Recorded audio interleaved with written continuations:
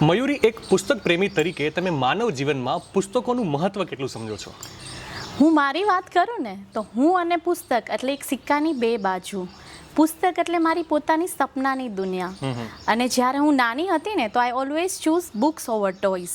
કેમ કે છે ને બુક્સ તમારું ટીચર બી છે, તમારું લાઈફ લોંગ કમ્પેનિયન બી છે. જ્યારે આપણે બુકની વાત કરીએ ને તો બુક આપને છે ને લાઈફની સાથે લોકો અને પોતાને સમજવાની સમજણ શક્તિ બી આપે છે. અને હું ઓલવેઝ એવું દઢપણે માનું છું કે છે ને બુક જે સારો રીડર હોય ને એ એક સારો થિંકર બી બની શકે અને સારો લીડર બી બની શકે. કેમ કે બુક્સ છે ને તમને બહુ બધી ઓપોર્ચ્યુનિટીઝ અને તમારી લાઈફને સમજવાની એક સમજણ શક્તિ આપે છે. એટલે જે ડિસિપ્લિન છે, ડેડિકેશન છે ને એ બુક સાથે ક્યાંક ને ક્યાંક કનેક્ટ કરે છે. મયુરી, તમારો કોન્ફિડન્સ જોયા પછી મને એક સવાલ થાય છે કે સામાન્ય માણસના જીવનમાં આ જે કોન્ફિડન્સ છે એ જન્મથી આવે કે પછી એના જીવનના સંઘર્ષોથી? કોન્ફિડન્સ છે ને ક્યારેય જન્મથી નથી આવતો, પરંતુ કોન્ફિડન્સ આવે છે આપણી લાઈફના એક્સપિરિયન્સ ઉપરથી, ચેલેન્જીસ ઉપરથી અને રોજ કંઈક નવું શીખવાની જે હેબિટ છે ને એના ઉપરથી કોન્ફિડન્સ આવે છે. અને જિંદગીના છે ને પડકારો, સંઘર્ષો અને ફેલર છે ને આપને મજબૂત બનાવે છે.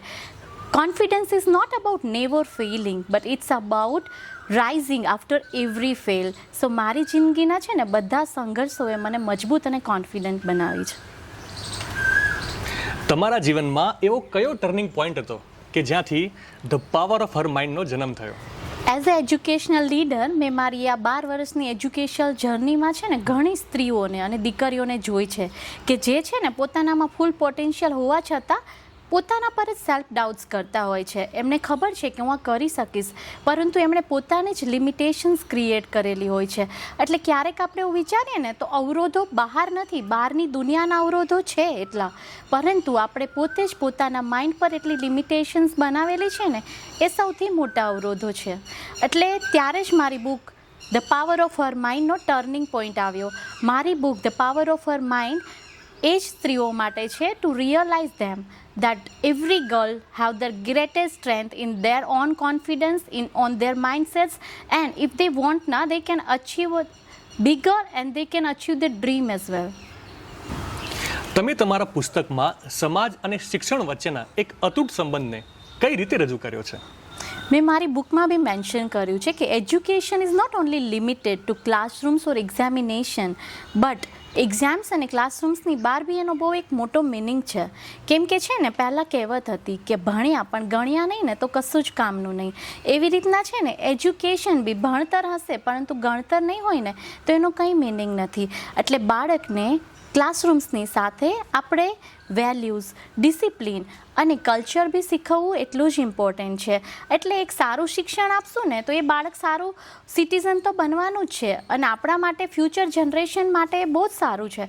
પરંતુ જ્યારે આપણે એક દીકરીને શિક્ષિત બનાવશું ને તો એ દીકરી પોતાની સાથે પોતાના સમાજ અને પોતાની ફ્યુચર જનરેશનને બી ટ્રાન્સફોર્મ કરી શકે છે. અને આ જ મારી બુકનો કોર મિનિંગ છે. તમારા આ પુસ્તકને રાજ્યભરમાં અને દેશભરમાં ખૂબ જ પ્રેમ મળી રહ્યો છે. તો આ પુસ્તકના વેચાણમાંથી જનરેટ થતી ઇન્કમ વિશે તમારો શું વિચાર છે? Honestly, I believe that revenue is never important for me, but the impact which I want to create through my book is very much important for me. એક દીકરી બી જો આ બુક વાંચીને પોતાની ક્ષમતા પર વિશ્વાસ કરશે ને, એક માતા પિતા એના બાળકને એક નવી દિશા આપવા માટે હેલ્પ કરશે, કે એક શિક્ષક કોઈ એક બી બાળકની જિંદગી બદલી શકશે ને, તો મારી આ બુક લખવાની જે ડિઝાયર હતી ને એ ફૂલફિલ થઈ જશે. અને જ્યારે વાત કરું ને બુકની ઇન્કમ વિશે તો ઇન્કમ ક્યારેય ઇમ્પોર્ટન્ટ નથી. કેમ કે મેં છે ને જ્યારે આ બુક લખીને ત્યારે મને રાઇટિંગનો શોખ હતો. મેં ક્યારે એવું વિચારેલું નહીં કે આ બુકને હું પબ્લિશ કરીશ, પણ મેં પબ્લિશ કરી. અને જ્યારે હું એના પ્રૂફ રીડિંગ સ્ટેજમાં હતી ને ત્યારે મેં વિચારેલું, કેમ કે મેં છે ને દીકરીઓને, સ્પેશિયલી ગામડાની દીકરીઓને શિક્ષણ મેળવવા માટે જે એમને ડિફિકલ્ટીઝ આવે છે ને એને બહુ ક્લોઝલી ઓબ્ઝર્વ કરી છે કે બેઝિક એજ્યુકેશનલ નીડ માટે બી એમને મિનિમમ 3-5 કિલોમીટર્સ ટ્રાવેલ કરવું પડતું હોય છે. તો મારી ઈચ્છા એવી જ છે કે આ બુકમાં થતી બધી ઇન્કમ હું આ દીકરીઓના શિક્ષણ માટે, એમને હેલ્પ કરવા માટે, ગ્રો કરવા માટે, અને જો એક બી દીકરી મારી આ બુકની ઇન્કમથી શિક્ષિત થશે અને પોતાની લાઈફમાં કંઈક કરશે ને તો મને બહુ જ આનંદ થશે. એટલે આ બુકમાં થતી બધી ઇન્કમને હું ત્યાં કોન્ટ્રીબ્યુટ કરવા માગું છું. આ પુસ્તકના માધ્યમથી તમે સમાજને શું સંદેશ આપવા માંગો છો?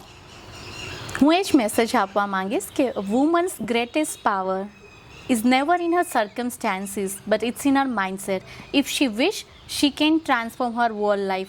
એટલે હું બધી દીકરીઓને એટલું જ કહેવા માંગીશ કે તમારી પાસે માઇન્ડસેટ હશે ને, કોન્ફિડન્સ હશે ને, તો તમે તમારી તો લાઈફ ચેન્જ કરી શકશો પણ પૂરી ફ્યુચર જનરેશનમાં બી બદલાવ લાવી શકશો.